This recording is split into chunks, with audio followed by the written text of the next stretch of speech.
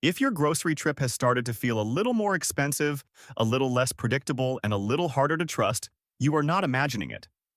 In 2026, a normal run to the store can quietly turn into a budget leak. The price tag looks similar, then the package is smaller. The shelf looks the same, then the item is missing next week. The promotion changes. The brand changes. The unit price shifts in ways most people never have time to catch. And before anyone starts blaming themselves, let's be clear. This is not a personal failure. Most households are not losing control because they stopped trying. They are getting squeezed by a system that makes simple food planning harder than it should be. Store layouts push convenience. Packaging hides shrinkage. Promotions train us to react instead of compare. And when prices move in the background, the damage shows up later in the bank account. So this video is not about panic buying. It is not about stuffing a garage with food.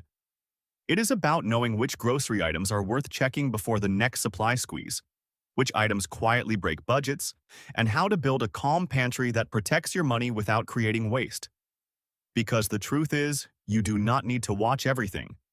You only need to watch the right things. Here is the simple rule that makes this manageable. An item is worth paying attention to if your household uses it often, if it stores well, if the price has been moving around, or if the package size seems to be shrinking. That is the real logic. Not hype, not fear. Just pattern recognition. When you shop, look for 3 signals at once. First, unit price. Second, package size. Third, how often your household actually uses it. If one of those changes, the item deserves a closer look. If all 3 change, that is a warning that the real cost may be rising faster than the shelf label suggests. And there is one more reason this matters now. Grocery shopping is not only about what is available today, it is about what stays available tomorrow, what gets replaced with a slightly different version next month, and what slowly becomes less affordable without ever making a big headline. That is why a calm checklist is more useful than a panic reaction. Let's start with the first 4 items that deserve attention, because these are the staples that can cover a lot of meals without waste when you buy them with a plan. Rice is still one of the clearest pantry anchors for many homes. It stores well, stretches meals, and pairs with almost anything. That is exactly why it matters. When rice gets more expensive or less consistent, the pressure ripples through the whole kitchen. A small change in this category affects lunches, dinners, leftovers, and budget-friendly meal planning all at once. The buying cue is simple. Check the unit price, not just the bag price. Compare store brands and name brands side by side, and only buy the amount your household can reasonably use before it loses freshness or gets forgotten in the back of the cabinet. A giant bag is not a bargain if it sits untouched. It may feel like security in the moment, but food that no one reaches for is not a cushion. It is tied-up money. Pasta is the same kind of category. It is flexible, shelf-stable, and easy to turn into a full meal. But pasta is also one of those items where package shrinkage can hide in plain sight. The box looks familiar. The price looks almost normal. Then you notice there are fewer servings than before. So the practical move is to check the ounces, not your memory. If your household uses pasta once or twice a week, it belongs on the watch list. If not, do not let a sale push you into buying more than you will cook. The goal is dinner, not inventory. Canned beans deserve a close look because they are often the easiest way to build a cheap, filling meal without much waste. They work in soups, bowls, salads, and side dishes. They also sit in the background of a lot of budget cooking, which means a small price increase can add up fast over a month. When you check the shelf, compare the price per can and the price per ounce. Also look at the sodium, because some store brands vary more than people expect. If your family actually eats beans, this is a smart category to keep an eye on. If nobody in your house likes them, buying a pile of them just because they are cheap is not protection. It is clutter. Oats are another quiet protector. They are affordable, flexible, and useful for breakfast or baking. And because they are often bought in the same size over and over, they can hide gradual price pressure very well. A canister that used to carry you for weeks may now cost noticeably more without feeling dramatically different at the register. That is the trap. So check the container size, check the servings, and watch for packages that look redesigned but give you less food. If oats are a real part of your household routine, keep them on the list. If they are an occasional item, keep the purchase small and intentional. Now let's move to the next 4 items. The ones that often strain a budget not because they are glamorous, but because they get bought again and again. Cooking oil is one of the strongest examples. Almost every kitchen needs it, and when the price jumps, people feel it immediately. You may not notice it from one bottle, but over time it affects every pan, every meal, every homemade dinner. That is why oil belongs on the watch list in 2026. Check the bottle size carefully. Some brands have subtly changed volume or format, and the shelf price can make a smaller bottle look normal if you are rushing. If your household uses oil regularly, a fair price is worth noticing. If you only cook with it occasionally, there is no reason to overbuy. This is a repeat-use item, not a trophy item. Peanut butter is another quiet budget tester. It often feels stable until it is not.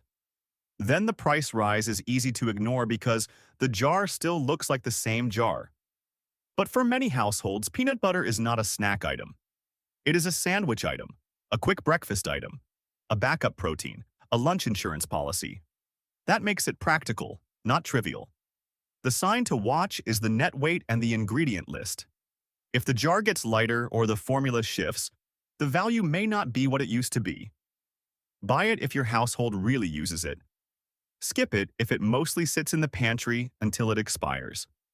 Coffee is where a lot of households feel pressure without calling it pressure. A weekly or monthly coffee purchase does not look dramatic in isolation, but the pattern is relentless. Small increases repeated over time become real money. And if your household drinks coffee every day, this item belongs on the list simply because the repeat frequency is so high. Watch the bag size, the bean or ground weight, and the sale cycle. If a store brand gives you the same result for less, that is worth knowing. If a fancy bag is mostly about habit or branding, you may be paying for familiarity rather than function. Eggs deserve attention for a different reason. They are a kitchen staple, but they can swing faster than many other foods. Most shoppers already feel this. One week they seem acceptable. Another week they jump. Then the next store has a different size or a different count. In 2026, eggs are still one of those items where price movement matters because the household use is constant. Check the count, check the grade, check whether you are comparing the same size carton. And do not build a meal plan around eggs if your store price has become unpredictable. Flexibility protects you more than loyalty to one item. There is also a timing issue with these repeat categories that matters more than people realize. If a household buys them without a plan, the grocery budget gets hit in a series of small shocks instead of one visible expense. That makes it harder to notice where the money is going until the month is already over. A dozen extra dollars here, a few more there, and suddenly the total is off. That is why these items are not just about cost. They are about rhythm. They appear in the cart so often that they shape the whole pattern of spending. Here is the part most people miss. The real budget strain is often not the headline item. It is the repeated item. A few cents more on something you buy every week can matter more than a one-time increase on something you buy twice a year. That is why these categories deserve attention. They are not dramatic. They are frequent.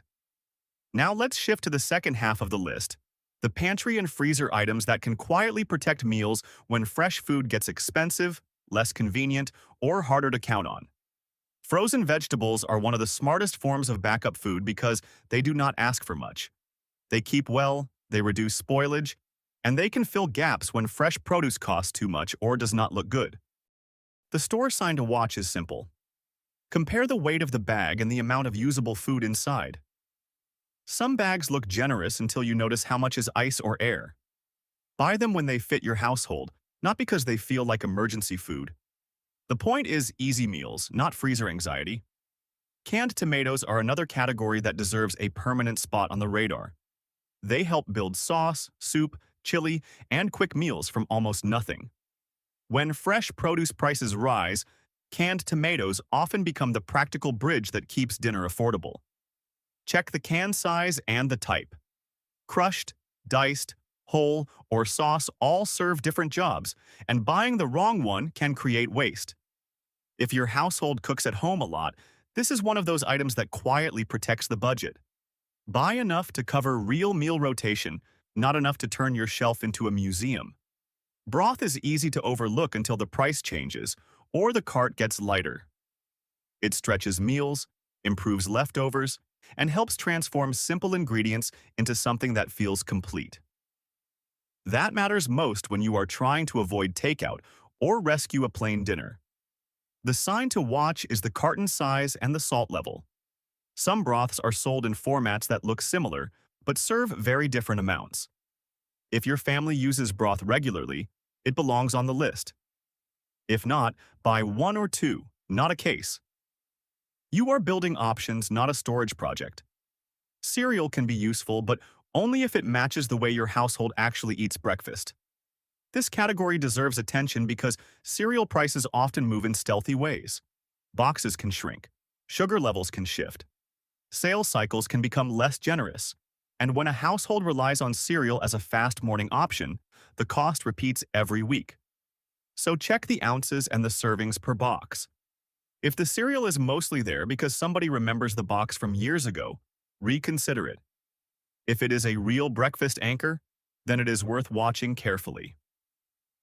One more thing to remember about the pantry and freezer categories is that they work best when they solve a specific problem.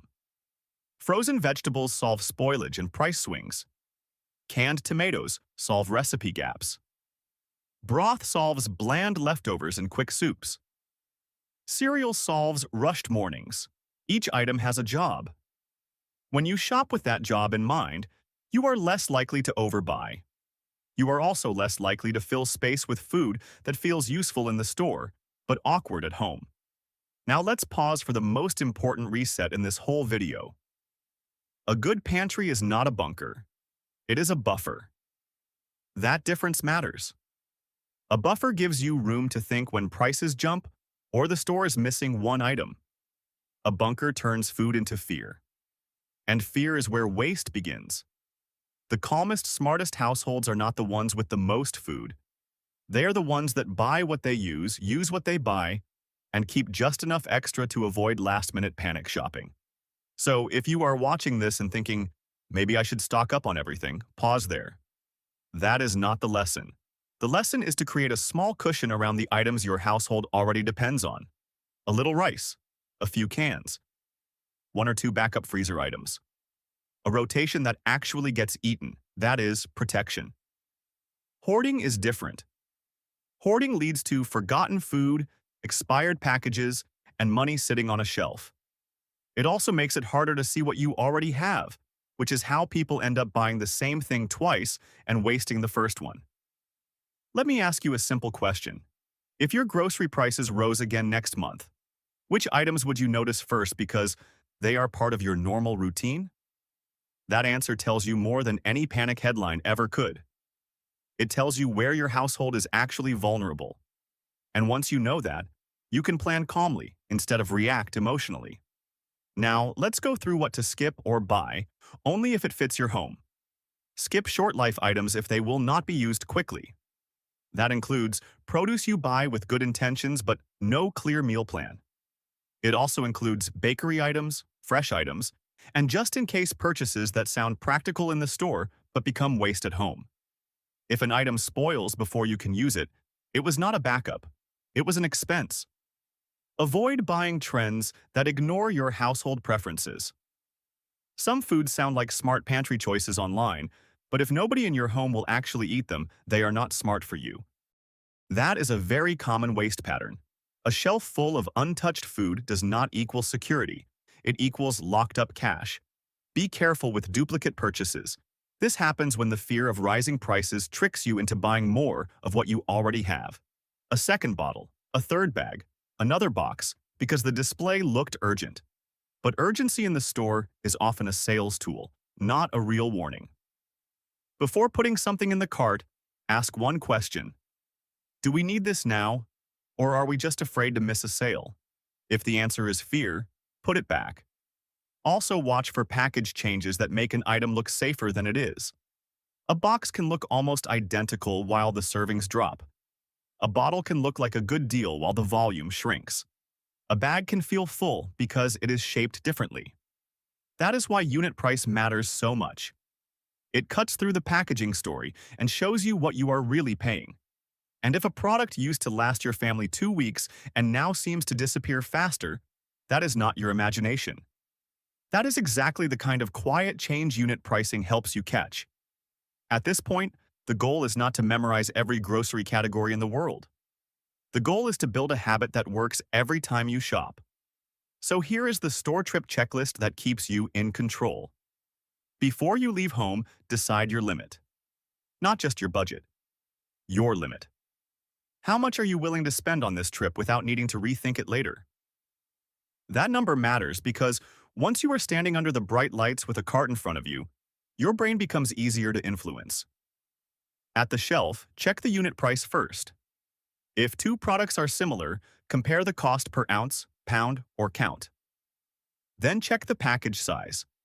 Then check the expiration date. Then ask whether your household will actually use it in the next normal cycle of meals. If one of those answers is no, there is no obligation to buy it. Compare store brands and name brands honestly. In many categories, the store brand is close enough to do the same job for less. In some categories, the difference is worth the extra cost. You do not need loyalty to a label. You need value that fits your kitchen.